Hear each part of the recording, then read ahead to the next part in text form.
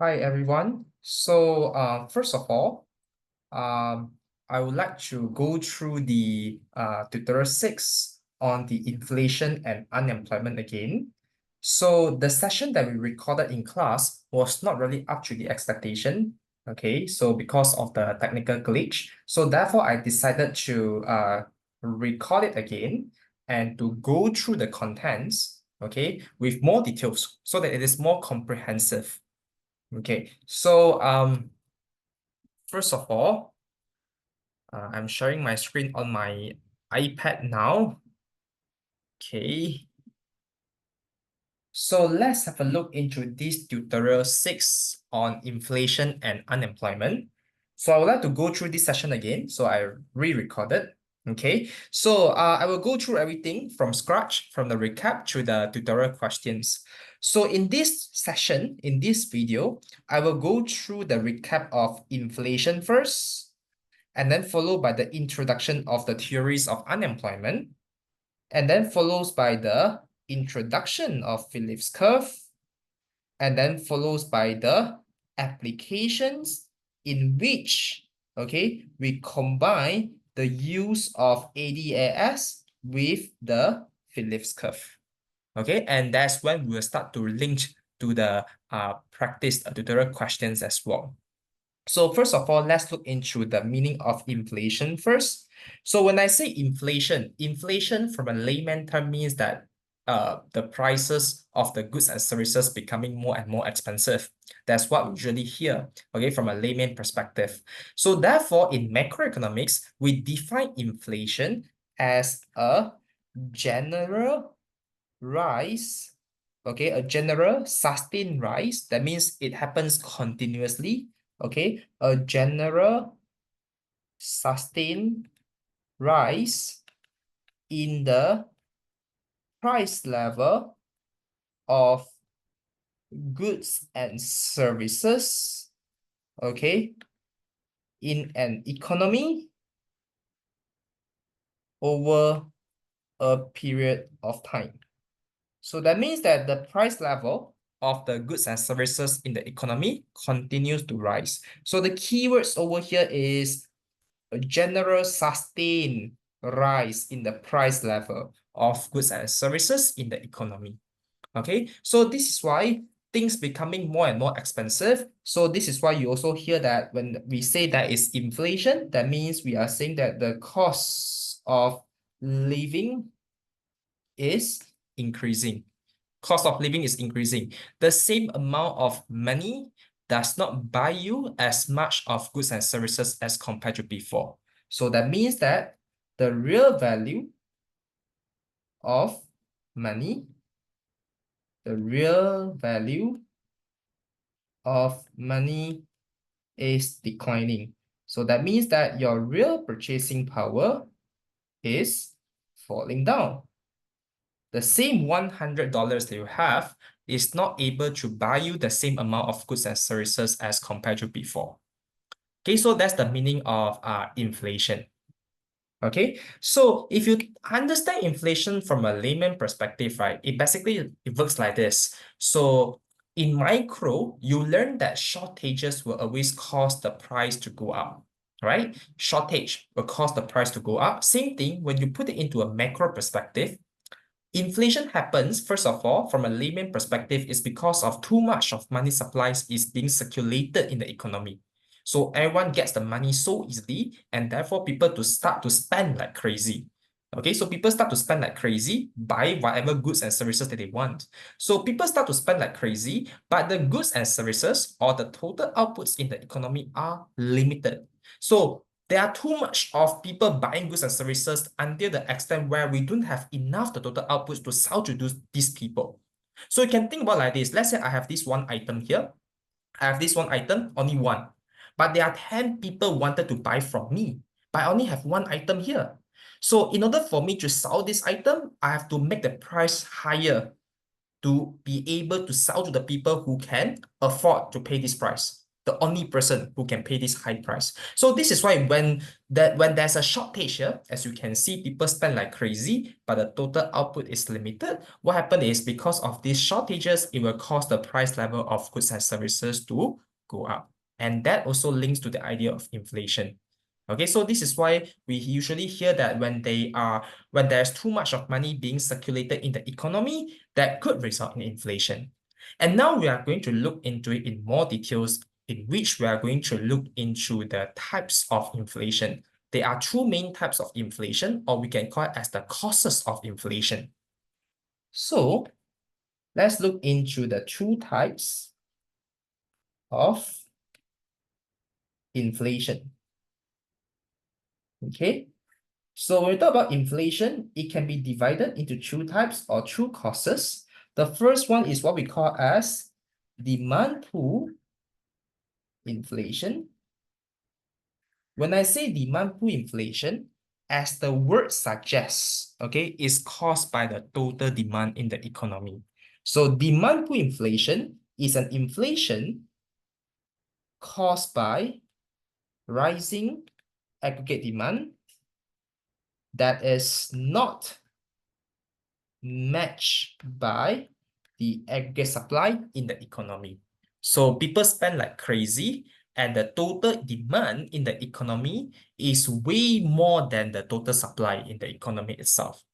So therefore, this is caused by rising aggregate demand.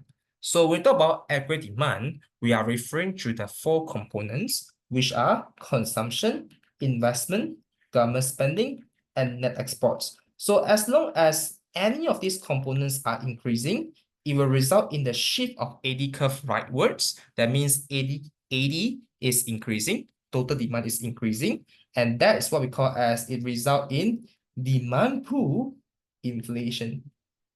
So if I were to draw it on the diagram, very simple, y-axis, x-axis, aggregate demand curve, SAS curve, and at first we assume that economy starts at full employment at here, at this point A over here, at this price level, let's say it's 100, and this is the full employment, and this is the real GDP. So what happened is, because of demand pull inflation, it will shift the aggregate demand curve rightwards. So now what happened is, you can see the new equilibrium is here at point B over here, and now the price level has gone up to 110, and the output has also increased to Y1. But one thing you can see over here is that there is an inflationary gap over here. Okay, so as you can see here, demand pull inflation, okay, can be represented by a rightward shift of the aggregate demand. Okay. Now, on the other hand, we have another types of inflation, which is called cost push inflation.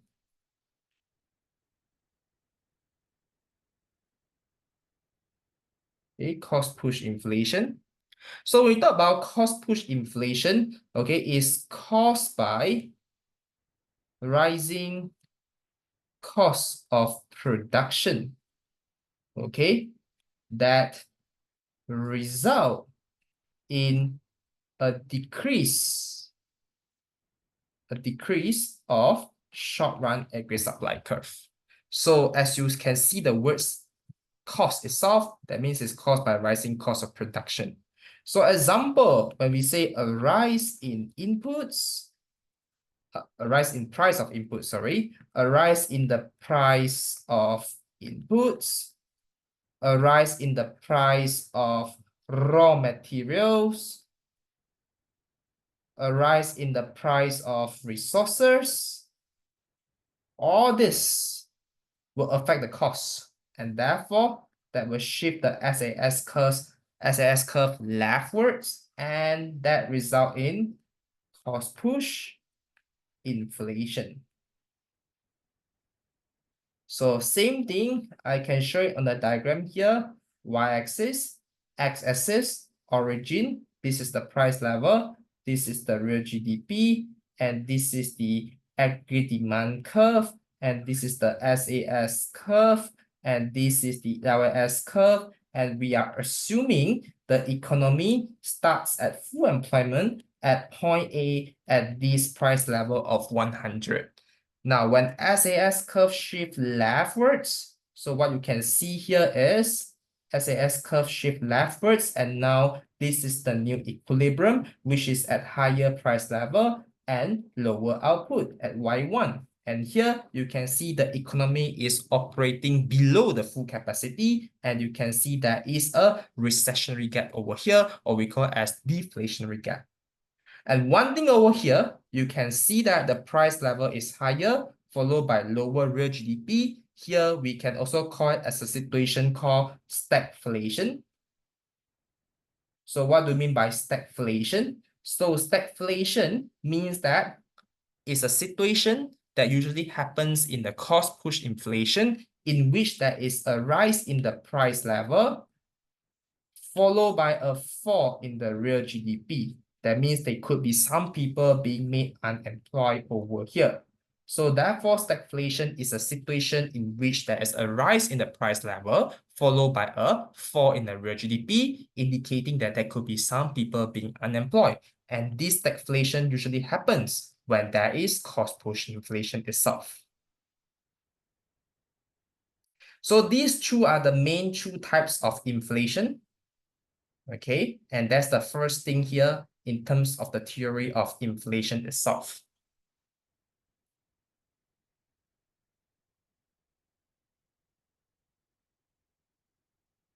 So once you understand inflation, we are going to move on to the theory of unemployment first, and then moving on, we are going to look into more graph. I feel that it's better to arrange in this manner so that you can understand better. So before we move on to unemployment, just a bit few more terms.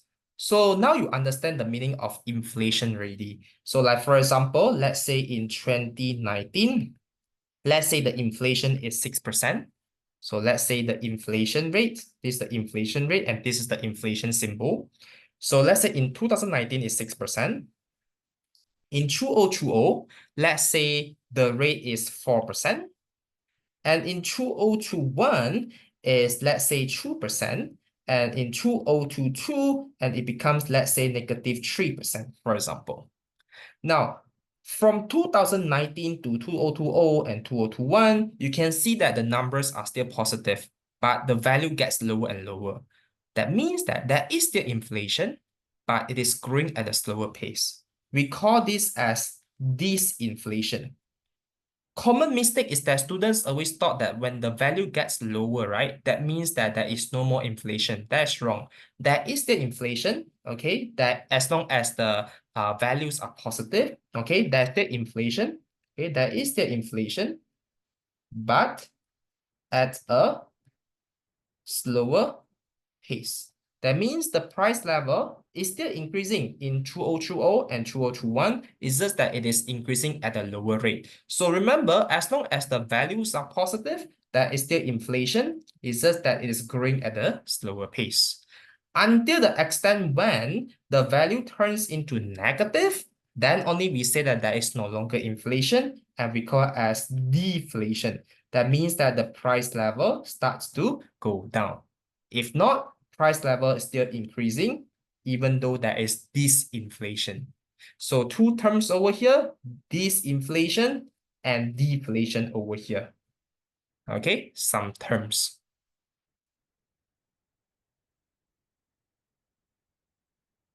Now moving on, let's have a look into the meaning of the theory of unemployment. Okay, so when we talk about unemployment, so if you look into my notes here, I provided some quick notes over here. So unemployment, the definition of unemployment means that, okay, people who are unemployed, but we cannot simply consider people as unemployed. So in economics, we define it specifically. We only call them as unemployed if they are able and willing to work, but just that they are unable to find a job. That means they are actively seeking for the job in the last few weeks. So that means in the event if let's say a job is being offered to them, they are happily and willingly to take up the job. So it cannot be like, oh, today I don't want to work, I don't want to find a job, and even if a job is being offered to me, I don't want to take it up because I'm rich. I want to rely on my parents. Now, that is not considered as unemployment really. So unemployment means that you must actively seeking for jobs. Okay, you are able and willing to work, just that you haven't gotten a job yet. You are actively seeking for a job. That's how we define it based on the International Labour Organization. So that is how we define unemployment. So for unemployment, the things that you need to focus on will be on the theories itself. What are the three types of unemployment? So we look into the types of unemployment. I can basically categorize into these three types that's easier for you to understand. Of course, if you look for online sources or your textbook, they may categorize differently, but most importantly is that you must remember like these are the few important terms, okay, important types of unemployment. Okay, so the first one is what we call as frictional unemployment. Frictional unemployment means that we are referring to the workers who are temporarily unemployed. Okay, so temporary unemployed. So temporary unemployed is like, for example, maybe now you resign from a job, okay, and you are looking for other jobs. You are temporary unemployed.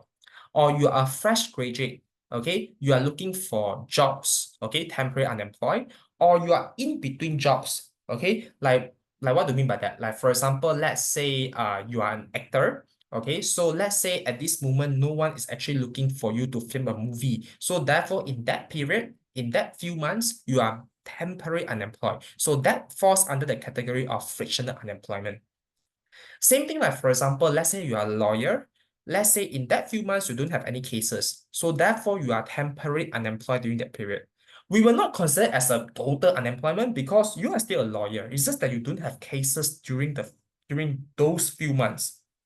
Okay, so we call it under this category of frictional unemployment. So not a very serious concern. Okay, so usually when we talk about frictional unemployment, we usually say surge unemployment, for example. Some of the examples of unemployment that falls under the category of frictional unemployment. The first one is surge unemployment. Like for example, you are searching for better jobs with better pay. So you are temporarily unemployed during those few months. Okay, but you are actively searching for jobs. Okay. Next one is seasonal unemployment. Like for example, if you are a fruit pickers, during winter, right, you are not able to pick any fruits. So therefore, during winter, you are temporarily unemployed. Or casual unemployment, like what I told you just now, like lawyers and actors, during those few months when there's no any job being offered to them, they are temporarily unemployed during that period. But they still are lawyer, they are still lawyers, they are still actor. It's just that they are unemployed during those few months. Okay. The second types of unemployment is called structural unemployment. Structural unemployment, it happens due to the changes in the pattern of the demand for the skills or the supply of the skills.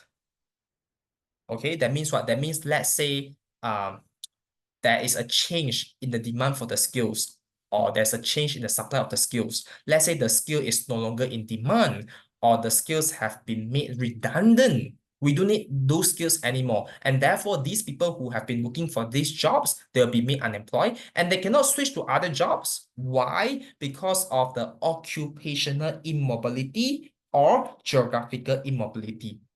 So I want you to remember one keywords here. Structural unemployment, it usually happens because of the mismatch of skills. Like for example, in the economy, okay, let's say these skills are in high demand, but the thing is this, not everyone has it.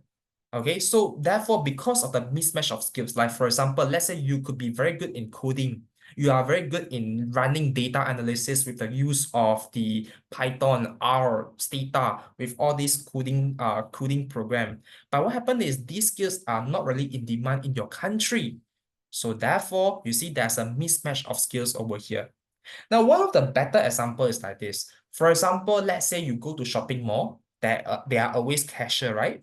Okay, so you see cashiers are helping you to check out, okay, to help you to check out and then uh collecting the money from you, okay, and then after that you check out. But the thing is, this job can be replaced by kiosk machine. So you see, when kiosk machine is being introduced, there's no need for cashier anymore. Like for example, you go to, let's say, cinemas. Nowadays, cinema don't have cashiers anymore. You buy your tickets, at the kiosk counter. So when kiosk counter, this technology is being introduced, so the job of cashiers have been replaced by the kiosk machine itself.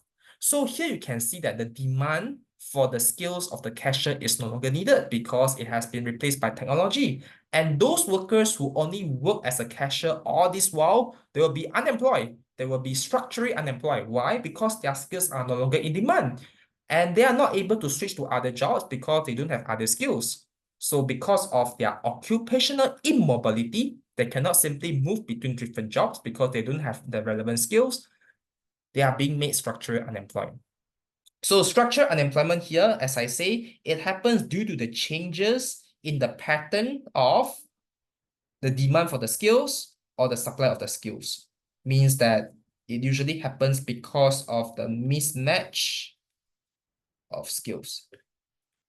So I want you to remember as structural unemployment means that it usually happens because of the change in the demand for the skills.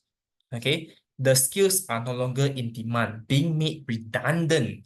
Okay, try to explain that way. When you were to explain structural unemployment, you mentioned that structural unemployment, okay, arises. Okay, structural unemployment arises due to the change in the demand for the particular skills.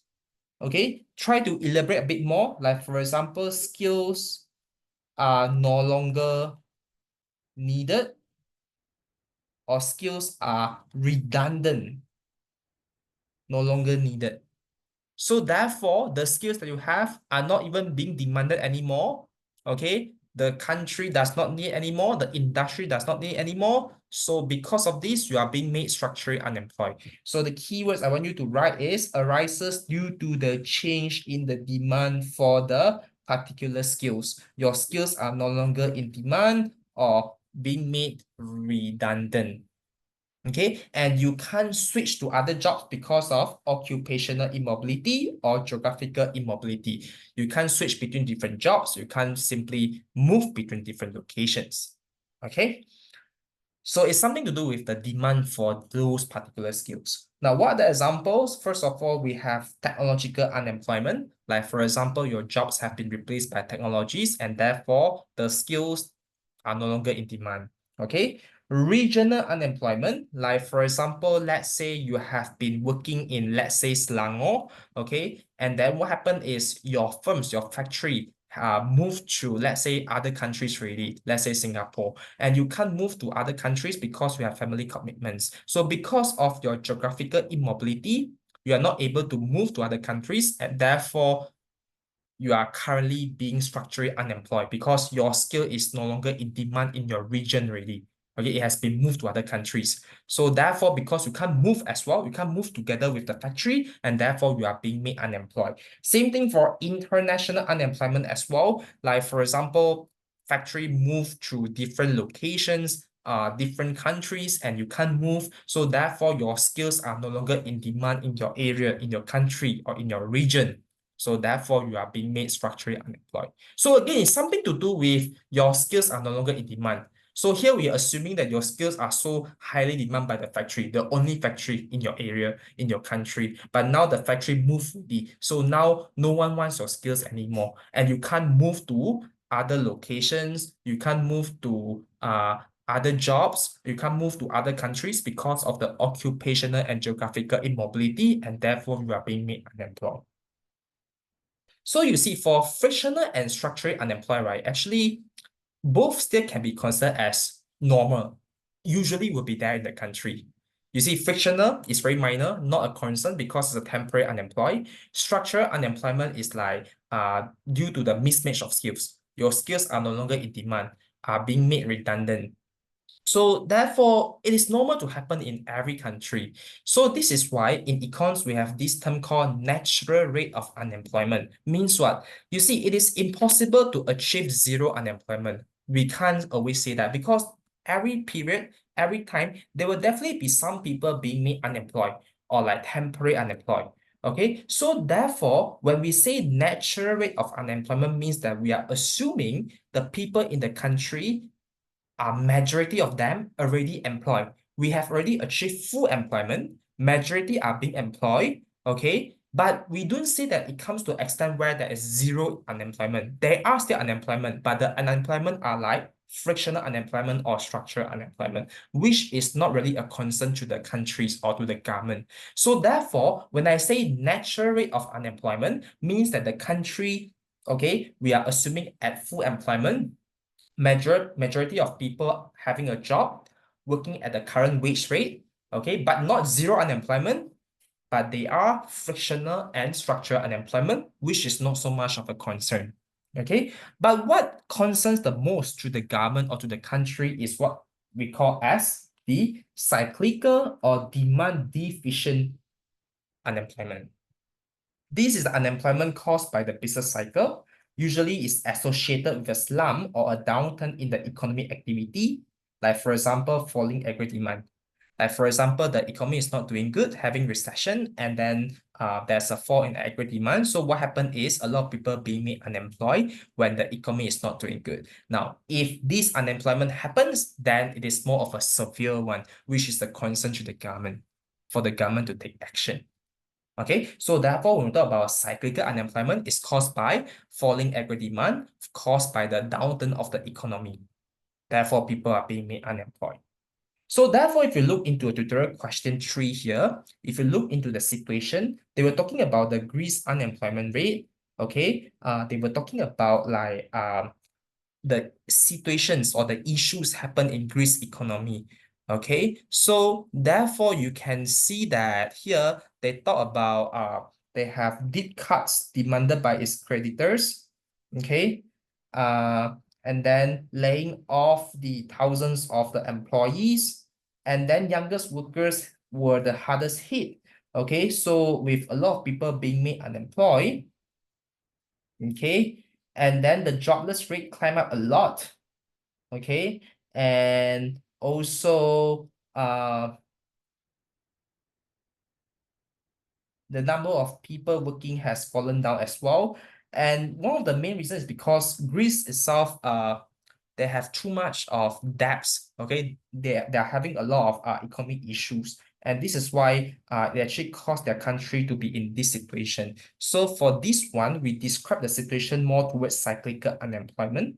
Okay, because it happens due to the downturn in the business cycle. Perhaps the situation here does not describe very well. They should also explain about the situations in the Greece economy. Like for example, Greece is heavily indebted. So this is why it's very hard for their country to jump out from this issue, from this high debts issue. So this is why it caused their country not able to grow, and therefore resulting in a fall in the economic activity.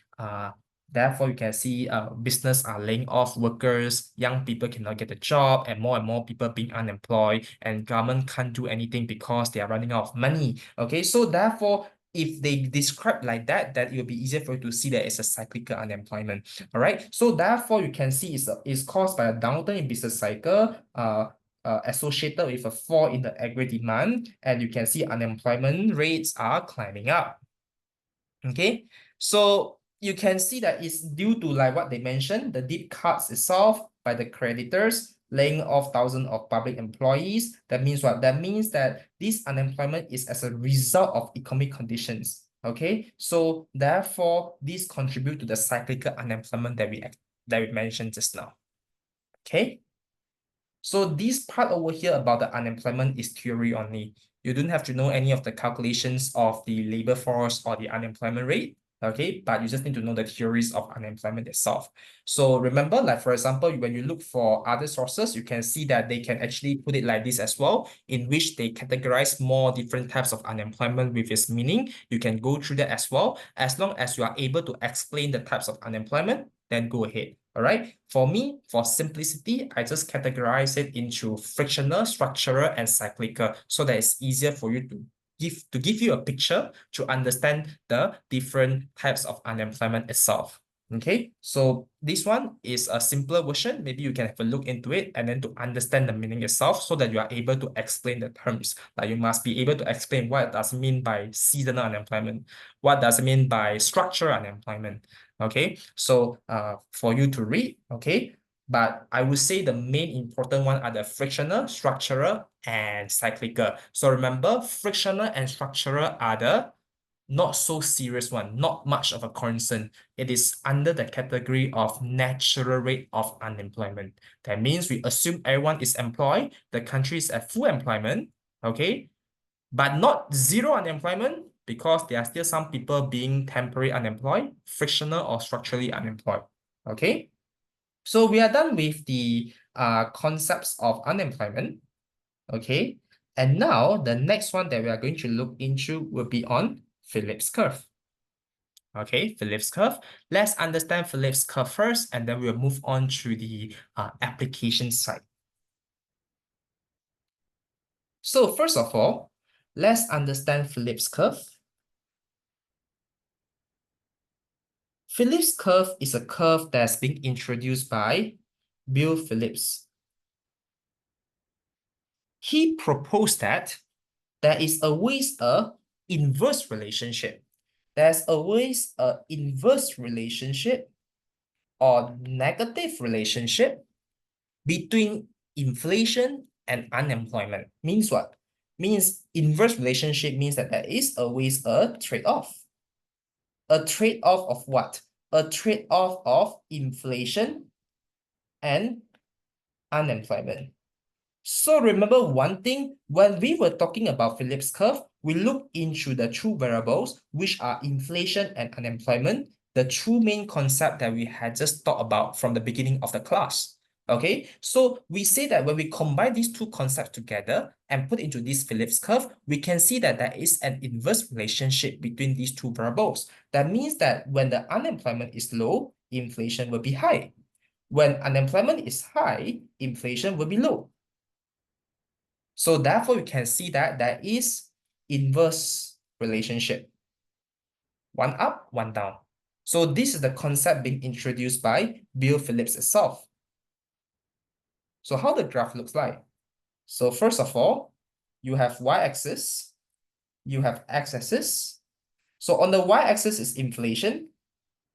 I can put it as this symbol, inflation. And you have unemployment. And you have origin here. We are saying that the Phillips curve is a downward sloping curve like this. So this is a Phillips curve. We call it a short run Phillips curve. Why is that downward sloping?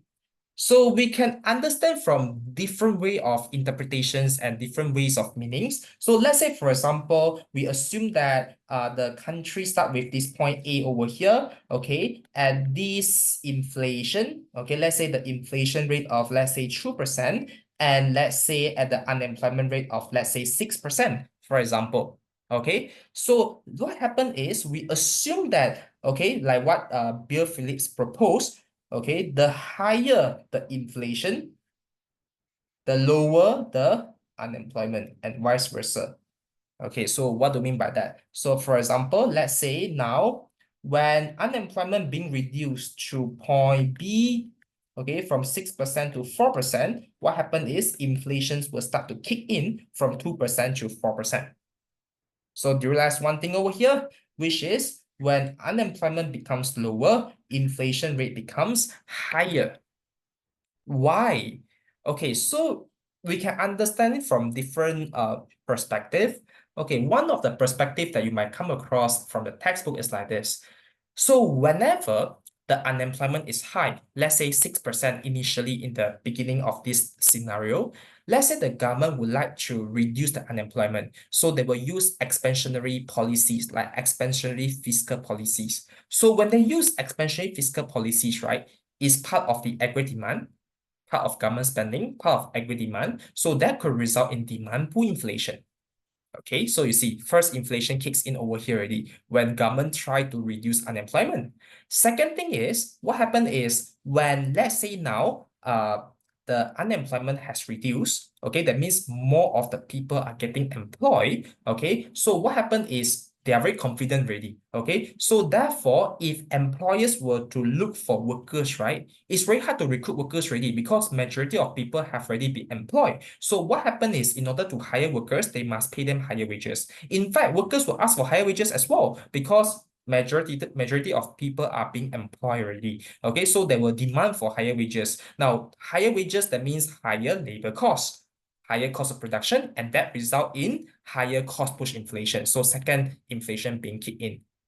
But this kind of perspective is actually a traditional thoughts of the Phillips curve. Because traditional thoughts of Phillips curve, we assume that the wages are not sticky. That means that in the short run, okay, the wages can be adjustable. Like for example, in this short run, okay, when the government reduced the unemployment from 6% to 4%, okay, yes, demand pull inflation kicks in. And second, at the same time, there's cost push because workers start to ask for higher wages. Okay, they want to get paid more because now they already got a job. What makes them to jump over to companies? Because you must pay them higher wages first. Now, the moment they can ask for higher wages means that the wages are very flexible, very adjustable. So this is a traditional thought in which we are saying that, oh, the wages are adjustable. But all this while, we have been learning that wages are sticky in the short run, remember? In the short run, workers cannot ask for higher wages. The wages are usually fixed, but in the long run, only the wages can change. Okay, so that's what we learned in ADAS chapter. Okay, so this is why this one of the perspective is from a traditional thoughts in which we say that, oh, from here, what happened is we can see that workers will ask for higher wages. So this is from a traditional thoughts of view. So, but what we trying to follow here is another perspective in which we assume that the wages are fixed in the short run. That means that wages are not adjustable. So how will it result like this then? So this one we can understand like this. Okay, so for example, let's say now we look into ADS diagram first. Okay, so you see, let's say this is the price level, and this is the real GDP. This is the y-axis, and this is the x-axis for the Phillips curve, the inflation, and the unemployment rate. So here we have aggregate demand curve, and we have the SAS curve, and we have the LAS curve. Okay, so this is point A initially. Let's say at the price level of 101, for example, at this full employment here. And at the same time, we have our Phillips curve here. Okay, so this is my short runs Phillips curve.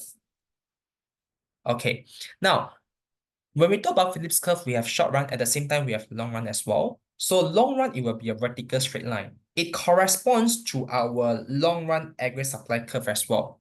So you see, before we talk about the different school of thoughts, I just want to talk about the long run Phillips curve. Okay, so when you look into the long run aggregate supply curve, LAS here, what it means? LAS curve vertical line means what? That is your capacity of the economy, the productive capacity of the economy.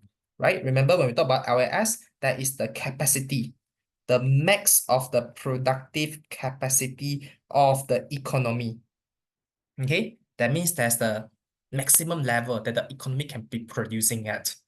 So like for example, we say that when like point A is at full employment, that means we assume that we use all the workers that we have in the country. Everyone has a job, everyone is fully employed. But remember, this is what I call as natural rate of unemployment. Means what? Means that majority of people are employed, but there are some being frictionally and structurally unemployed. Okay, but majority people are employed, so therefore everyone has a job. Okay, and now this is the maximum output that they can be producing at for the country itself.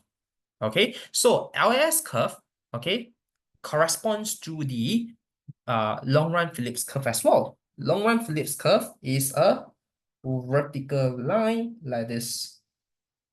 LRPC, long run Phillips curve. Okay, so let me draw it better a bit because I need to connect it.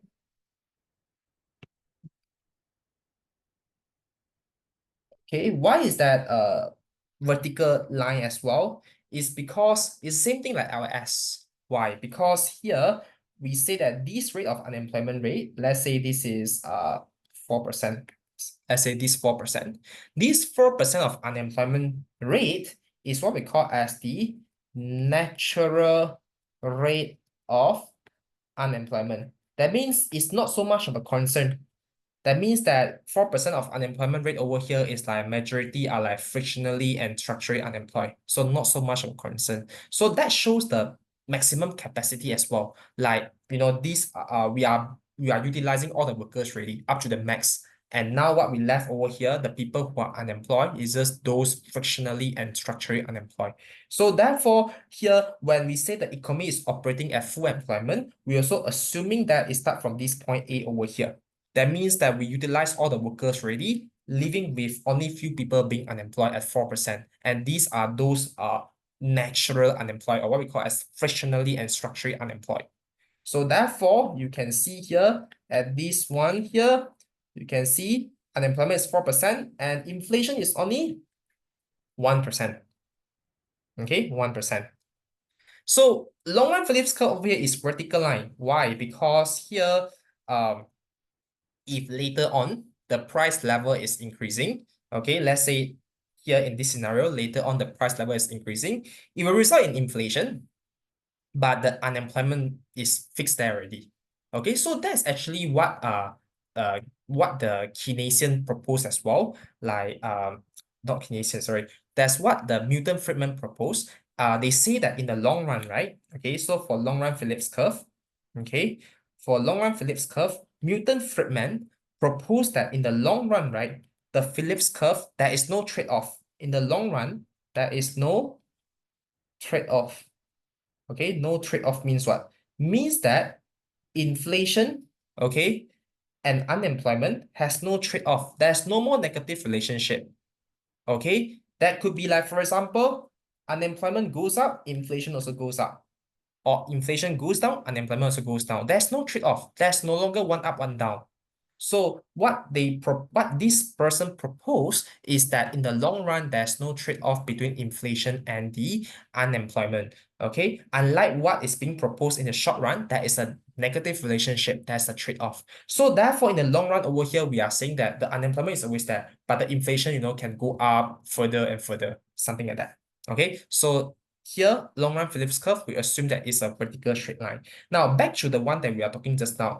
We are saying that for the traditional thoughts of economy, right, we are saying that the wages are adjustable, are very flexible, okay? But here we are using the new Keynesian school of thoughts. That means what? That means that we assume wages are sticky, are fixed in the short run. So we try not to touch about the wages. We try not to explain anything about the wages are flexible in the short run. So what do you mean by that? Then how do we explain the Phillips curve then? So for example, when we talk about this scenario, let's say there is a rise in aggregate demand. Let's say aggregate demand shift rightwards.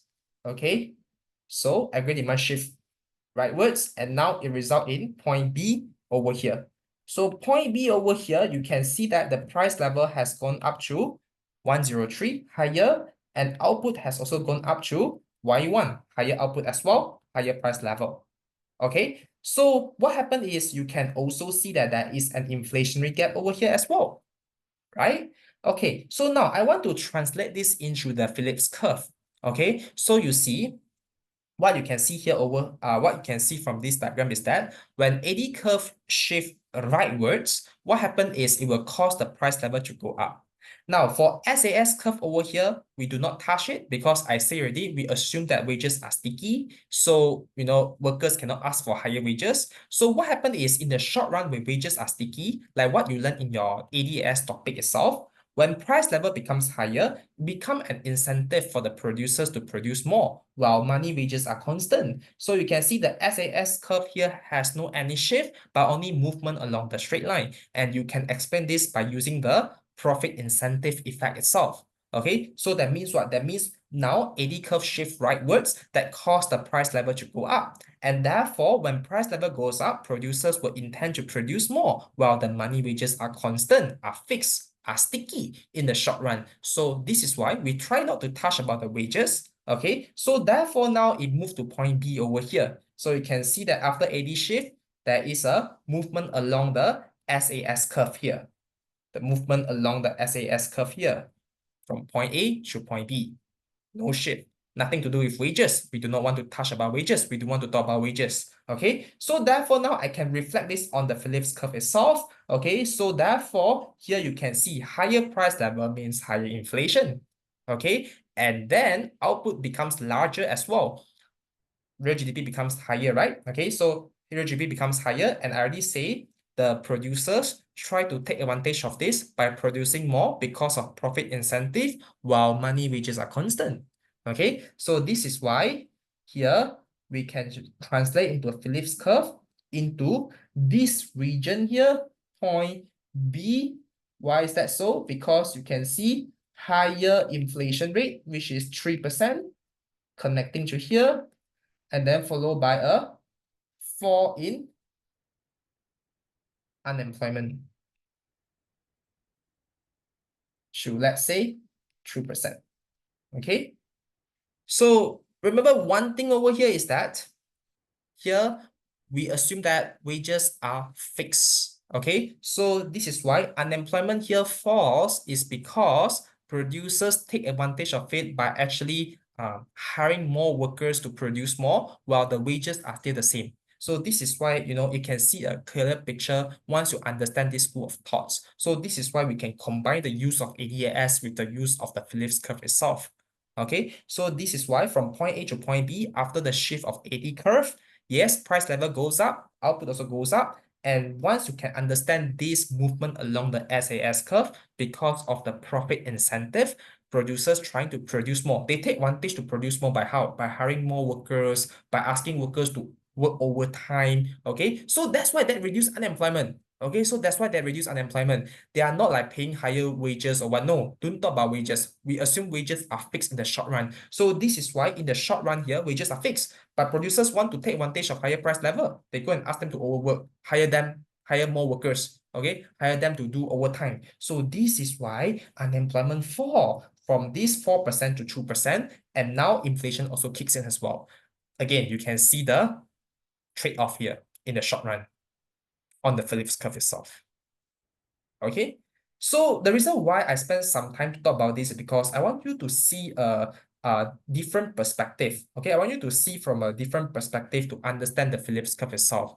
Because you can come across different perspective of Phillips curve. Like just now, the first one, the upper one that I was telling you is based on the traditional school of thoughts in which we assume that the money wages are flexible, are adjustable. But what we have been learning all this while is wages are sticky in the short run. Wages are fixed, are constant in the short run. So this is why it's easier for us to understand from a new school of thoughts, which is the bottom one, in which we are saying that higher price level causes the producers to produce more while money wages are constant. So this is why we can connect these two together to see a clearer picture in which now inflation start to kick in and unemployment goes down because producers hire more workers and ask them to overwork at the same money wages, okay, to take advantage of higher prices, okay, and that result in this outcome. This is the new school of thoughts, okay, in which we follow the theory that we learned, money wages are constant in the short run, okay. So now, what's most important is here, you must see that short-run Phillips curve is a downward sloping curve in which there's a trade-off between inflation and unemployment. And then the long-run Phillips curve is a vertical line in which there's no trade-off. It's a vertical straight line. And later on, when it comes to applications, we are going to combine our ADAS diagram and the Phillips curve. Okay. So before we move on to the applications, okay, I want to talk about some cheat sheet. Okay, so this page over here that you see is just to show you different school of thoughts. We are trying to understand from different school of thoughts. And now let's try to understand some cheat sheet here.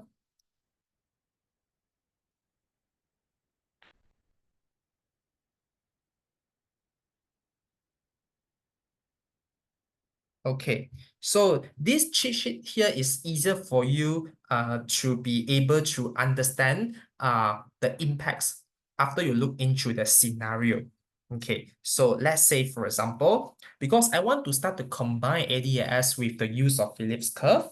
So first of all, let's say I have ADAS here, and then I want to see my impacts later on.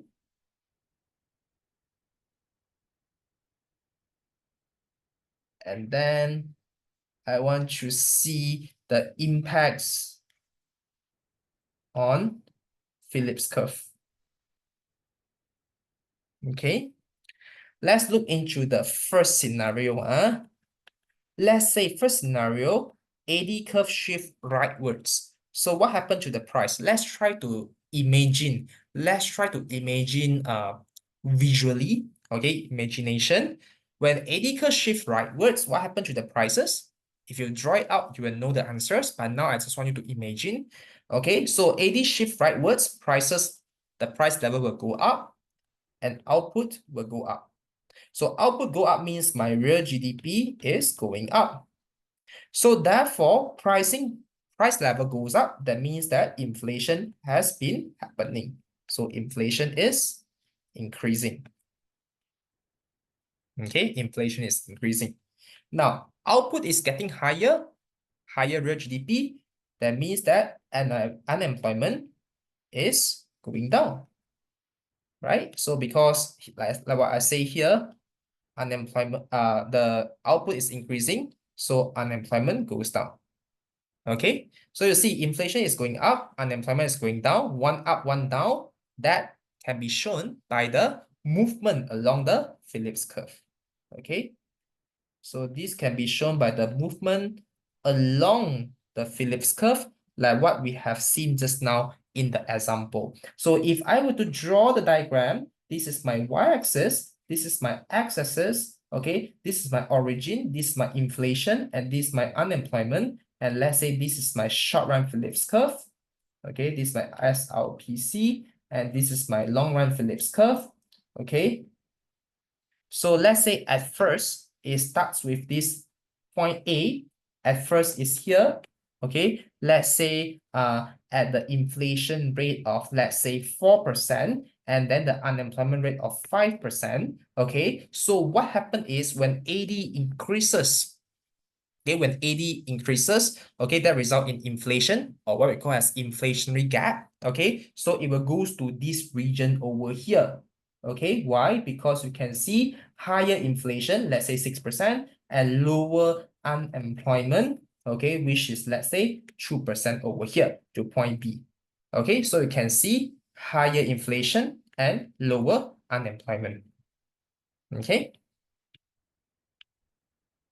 So you can see that whenever my point is operating at this region, point B over here, that means that there's inflationary gap, okay, caused by rising aggregate demand. Okay, now let's look into another example. Okay, another example, let's say we were talking about AD curve shift leftwards. Okay, when AD curve shift leftwards, what happened to the price level here? Again, try to imagine visually. So the price level, okay, will be going down, okay, and the output will be going down as well. That means that the real GDP is declining. Okay, so what happened to the inflation itself? When price level goes down, inflation will go down. Okay, and what happened to the unemployment? Because less real GDP, less output, so more people are being made unemployed, right? So because output is getting lower, so that means more people will be unemployed. Again, one down, one up, that means there's a trade-off, the negative relationship between inflation and unemployment. So that can be shown on the PC curve as well, in the form of movement along the PC curve. Like for example, from point A over here, it moved to point C here. Like for example, you can see that here, what happened is, yes, the inflation goes down to 3%, but the unemployment goes to 7%, for example. So lower inflation and higher unemployment, as what we have stated just now, the impacts. Okay. So one thing over here that we can conclude is as long as it's about the shift of aggregate demand, it does not result in any shift of the short run Phillips curve. It only results in the movement along the Phillips curve itself.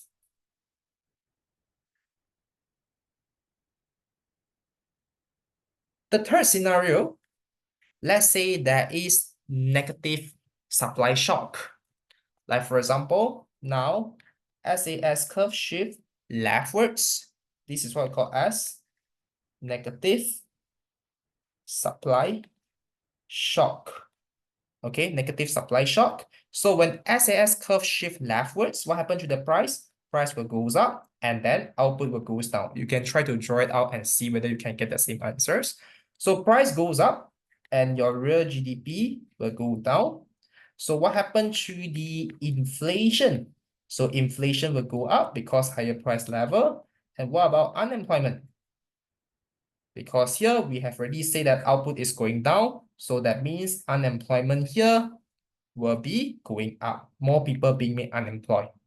Okay, now what's difference here is now the relationship here is different. This goes up and this goes up.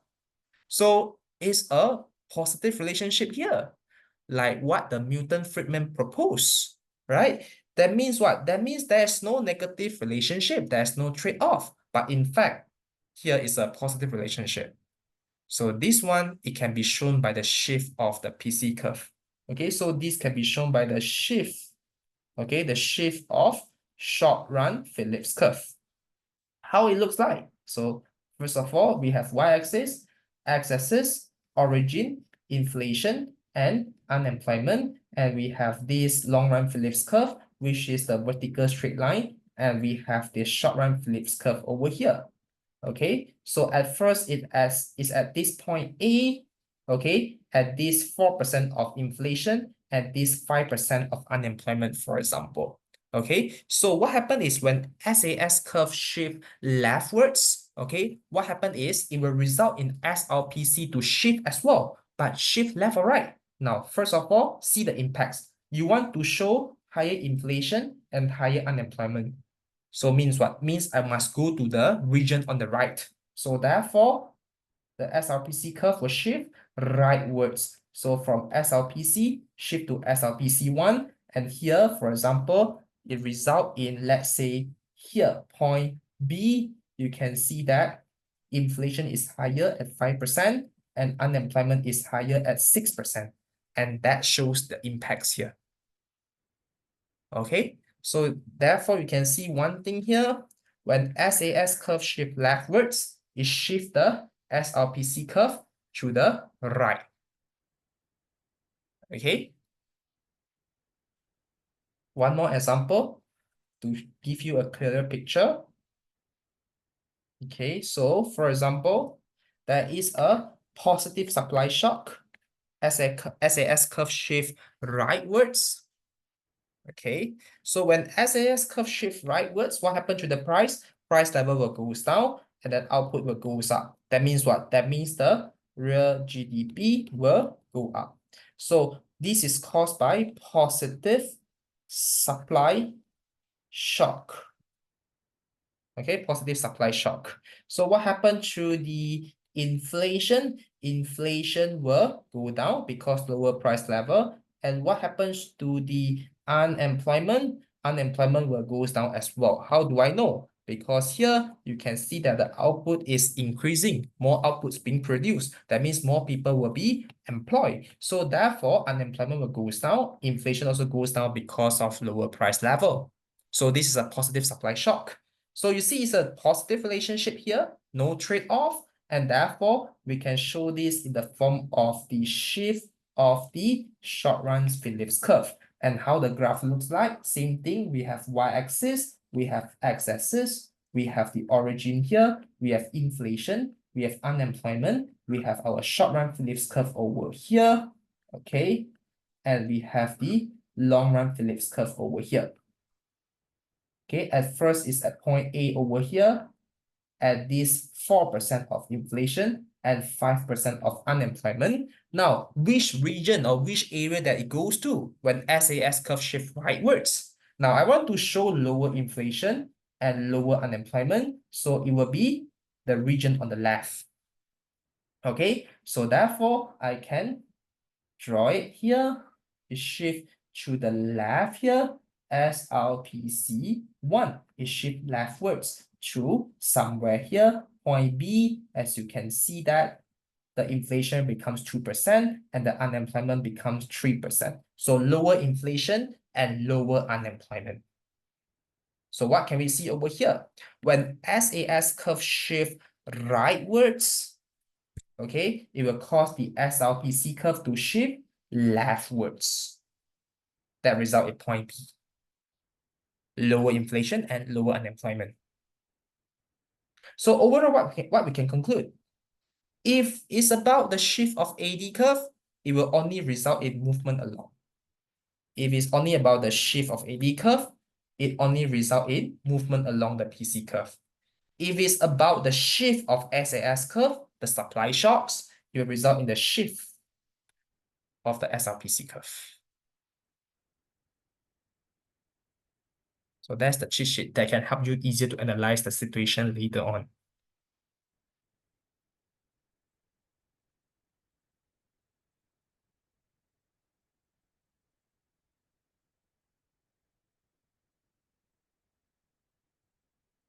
And now we can have a look into the tutorial questions. In the first question is expected higher future inflation. Okay.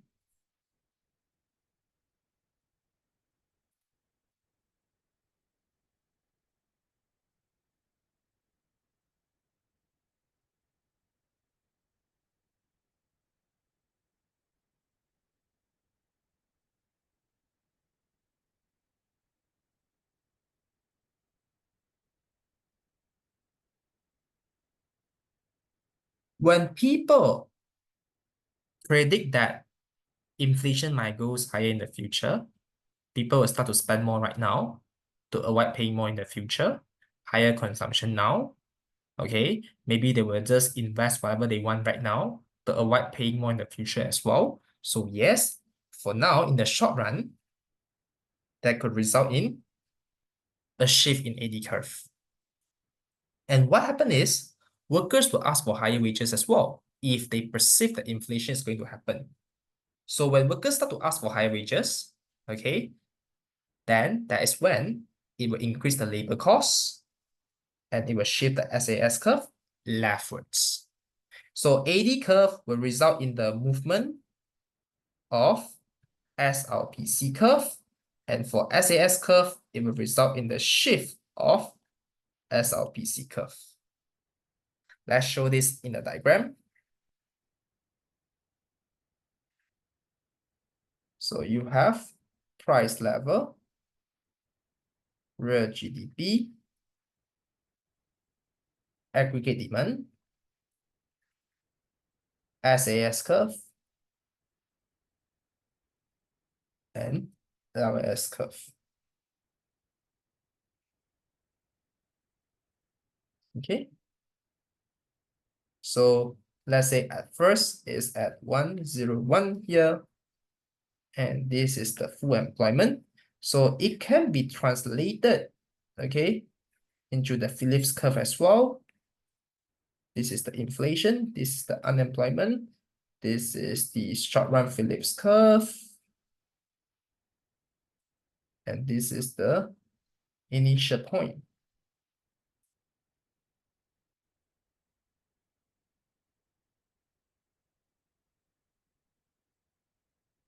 Okay, let's say at 4% of unemployment.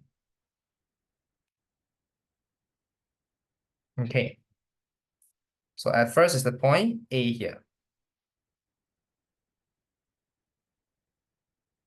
Okay. Now AD curve shift rightwards.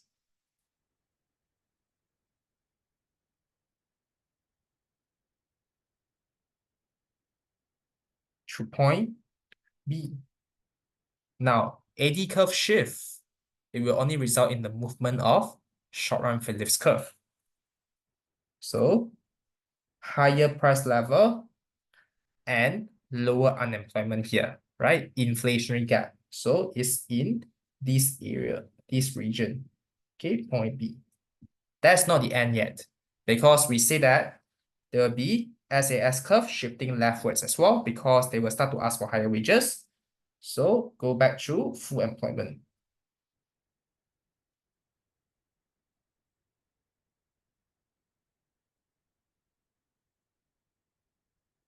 To point C here.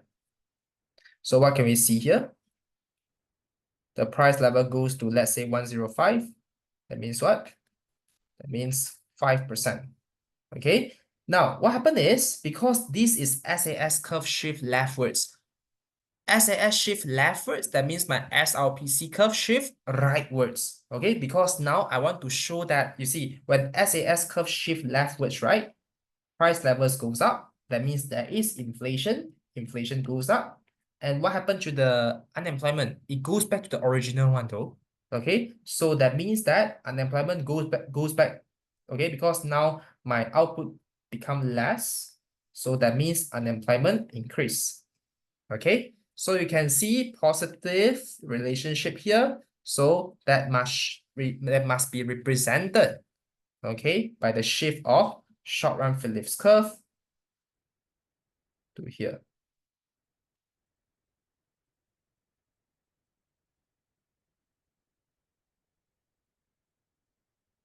Okay, so it becomes point C here. So do you realize one thing? At the end, when it goes to point C, the inflation kicks in, inflation becomes higher, okay, but everything back to full employment, back to the natural rate of unemployment, 4%, okay? This is why we say that long run Phillips curve corresponds to long run aggregate supply curve. Everything goes back to the normal, the original one, the natural rate of unemployment, the full employment part. Okay, so that also shows here higher inflation and higher unemployment, because it goes back from point B to point C over here, it goes back. Okay, so that's the first question.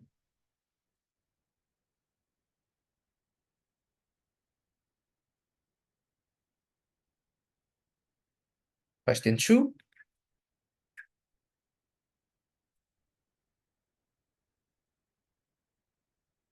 Prices of potatoes decrease in neighboring country.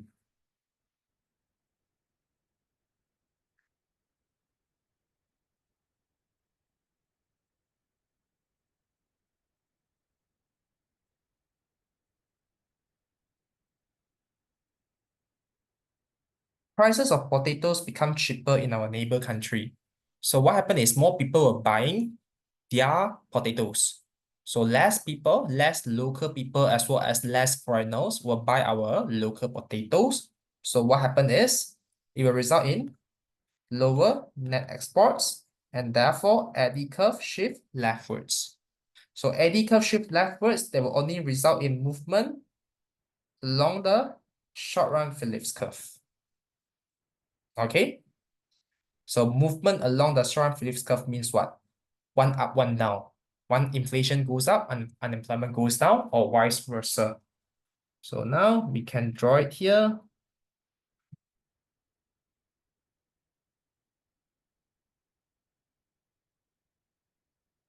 Try to draw it out to make sure that you are familiar to draw all this for your exam purposes, or even for assignments.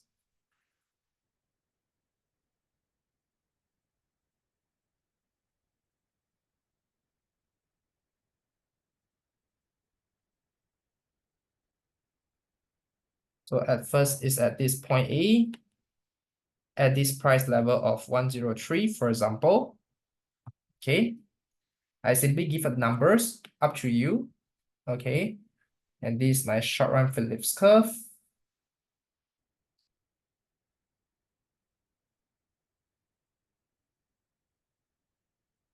Okay, at this point A, this 3%. Okay, at this point A. and at the unemployment rate of 4%, for example, natural rate of unemployment. Okay, so AD curve shift leftwards. Okay, so AD curve shift leftwards like this. Okay, from point A to point B. So 102 and point 1 here. So what can we see here? Price level goes down. That means inflation goes down.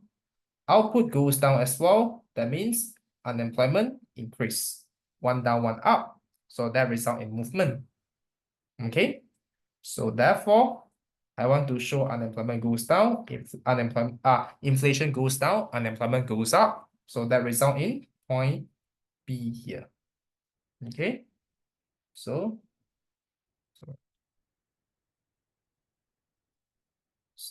I can connect it here.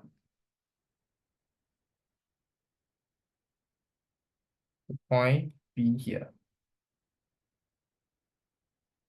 Okay, 2% and 5% of unemployment. Okay, so movement along the short run Phillips curve.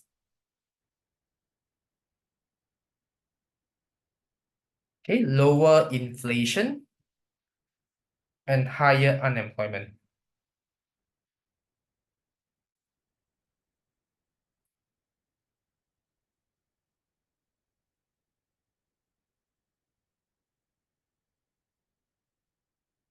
So that's also the answers as stated over here, this one, as you can see. Okay, eddy curve shift leftwards, like what you can see here. Okay, and that result in the movement along the short run Phillips curve. Okay, next one, sudden decrease in oil prices.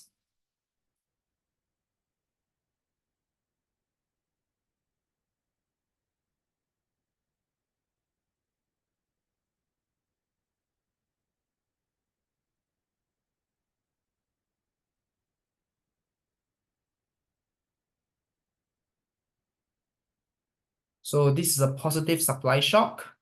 It will shift the SAS curve rightwards. So that means it will result in the shift of SRPC curve leftwards, like what we say just now. Okay.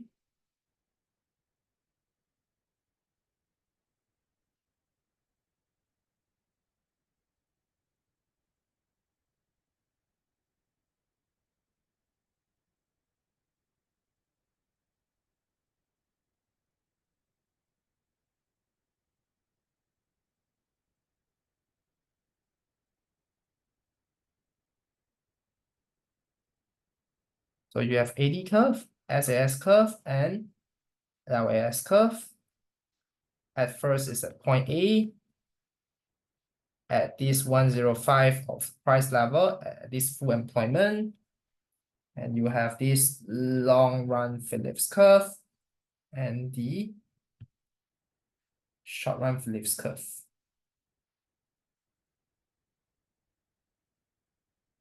Okay, at point A, 5% at this point A here. And assuming the unemployment rate is 4%, natural rate of unemployment. Okay, so what happened here is the short run aggregate supply curve shift rightwards. So shift rightwards here. Okay, to this point B. Okay, so let's say this 103 at this y1. Now, SAS curve shift rightwards. What happened is SLPC curve will shift leftwards. Okay, so you can see here, price level goes down. That means inflation goes down. Output increase. That means unemployment decrease. Okay, so you can see that it's a positive relationship here. So therefore, I can shift my SLPC curve. Okay, I want to show lower inflation and lower unemployment. It goes to the region on the left. So shift to the left.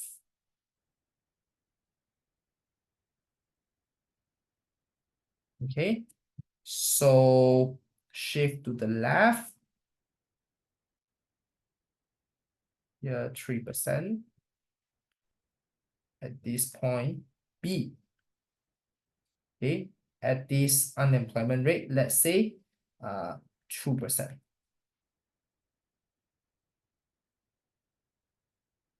Okay, that is basically like what we have drawn just now. Okay, so this is the impacts. Now for this question, right, when we talk about decrease in oil prices, yes, usually it affects the cost of production because it affects the producer. That's the primary impact. But because we consume oil in our daily life as well, so that could have impact on aggregate demand curve as well. But that is the secondary impact. So if I were to incorporate my secondary impact, that means that I shift my aggregate demand curve rightwards because we consume oil in our daily life as well. So therefore, that could shift my aggregate demand curve to the right to here. Now this is a new point, point C. So that means what? Shift AD curve to the right.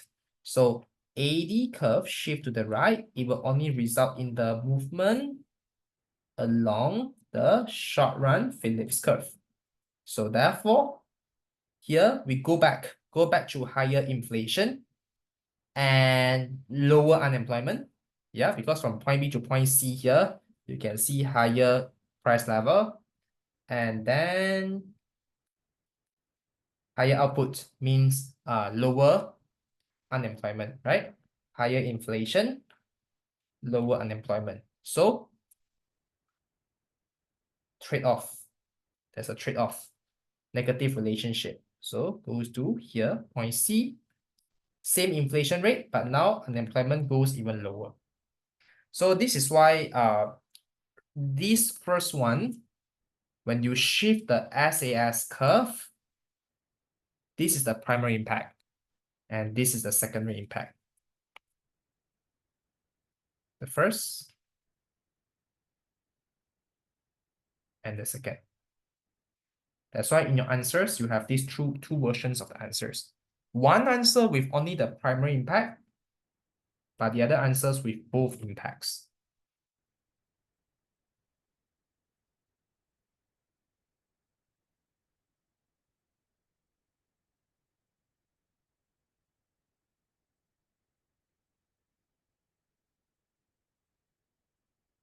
Okay, now question 4. Government decrease income tax for citizens.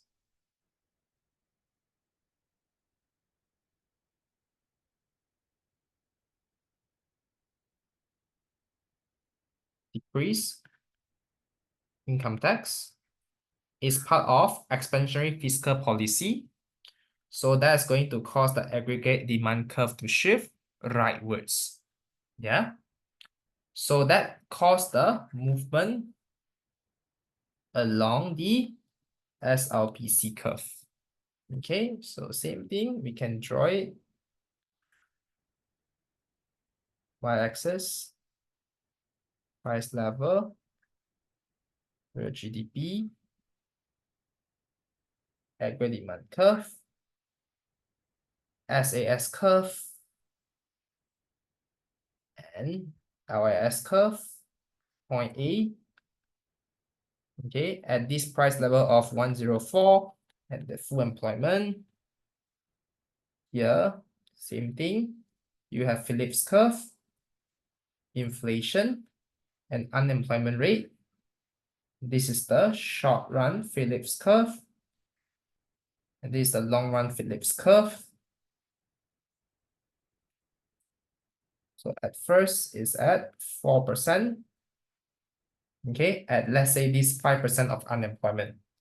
We can simply put up the figures. Now, AD curve shift rightwards because of lower income tax.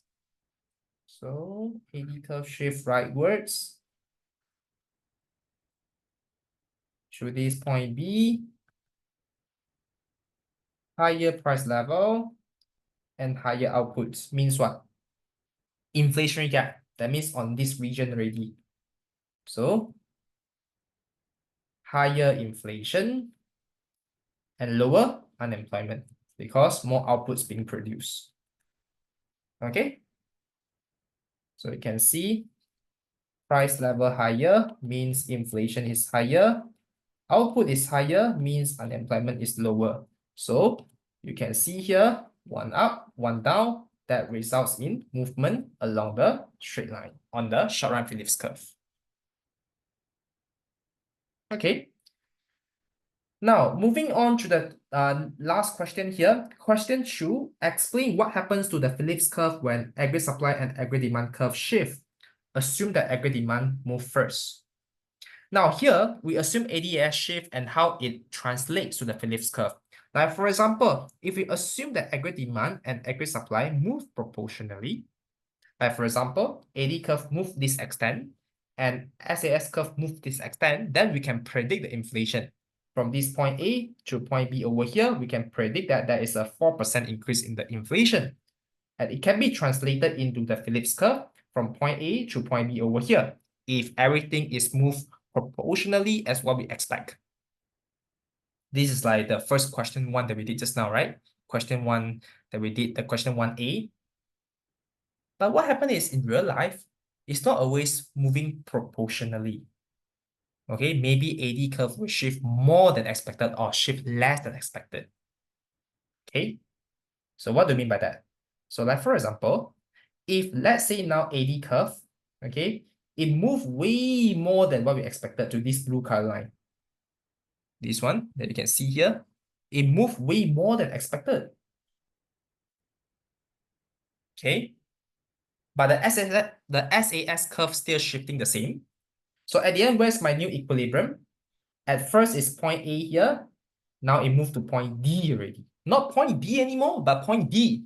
Because this is your new SAS curve. This is your new AD curve. So it moved to point D. So from initial 100, now it goes to 108. That means the inflation rate is way more than the expected. Okay. So therefore, on the Phillips curve, it's no longer from point A to point B, but to point D over here. Because AD curve shift more than expected. So if AD goes more than expected, that means the inflation rate is actually way larger than what we expect. 8% now. Okay, because now it's at this part here already. Okay, and you can see that there is inflationary gap at the end. So that result in the movement along the short run Phillips curve. You see at point D over here, we work beyond the full capacity. We work beyond the LLS up to 550. So this is why the unemployment also fall to 2.5%.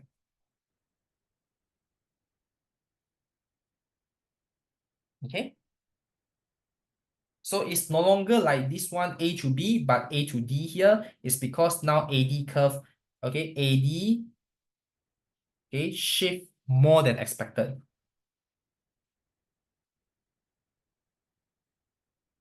So the actual inflation is way larger than expected.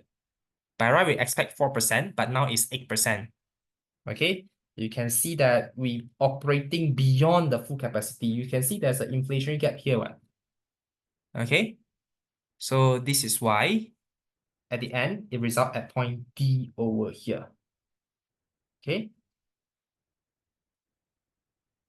because shift of AD. Okay, and also that translates into the movement along the SRPC curve. So what if today AD shift less than expected? Okay, here, what happened if AD shift, okay, AD shift less than expected? Means what? Means, example, at first it's at point A here, okay, instead of shifting to the red color line 82, but it shift to this blue color line. Only shift a bit only. Shift less than what we expect. Now this is your AD curve, the new one. You only shift by this amount. But the SAS curve still shifting the same. So you see after you shift here, then SAS curve continue shift the same to the green color line. SAS curve shift to the same here, same extent. So where's your new equilibrium? Your new equilibrium here is, you see, this is your new SAS curve. This is your new aggregate demand curve. Okay, so this is your new equilibrium. This point D. So that means what? That means now your inflation is grows lower than expected. Okay. So same thing here from on the Phillips curve itself, from point A is no longer going to point B, but going to point D here. Why? Because here you can see that when the AD curve shift less than expected, right? At the end, you realize one thing, you are operating below the full capacity. Okay, you can see that is a deflationary gap here. Okay, yes, inflation happens. Okay, but at the same time, output also becomes lower. So therefore, after the shift of SRPC curve, okay, it results in the movement. Yes, inflation kicks in, but at the same time, unemployment rises. Why? Because of output, because of the output goes down. Okay. So take your time to digest this one. So here, you can see at the end, is at here, 102. And at this output, okay, and here, translated to Phillips curve, is at here, point B. Okay, and higher unemployment. You see, this scenario, higher price level and lower real GDP is a bit like stagflation as well. The impact that happens when there's a cost push inflation. Okay, so now at the end, result in point D here. Now, in case if wondering, how come got shift of SRPC curve? That's because you shift SAS curve, ma. You shift SAS curve, surely you need to shift SRPC curve, lor. You shift SAS curve to the left, that means you shift the SRPC curve to the right. And now the movement along the curve, point B to point D, is because of the AD curve. Your AD curve is shifting less than expected. So this is what at the end, it results in these red color dots, in which higher price level and lower real GDP. Okay, so this is why it can be translated over here, in which now the inflation is at 2%, but unemployment is higher. Okay. So that's the thing that you need to know for this tutorial itself.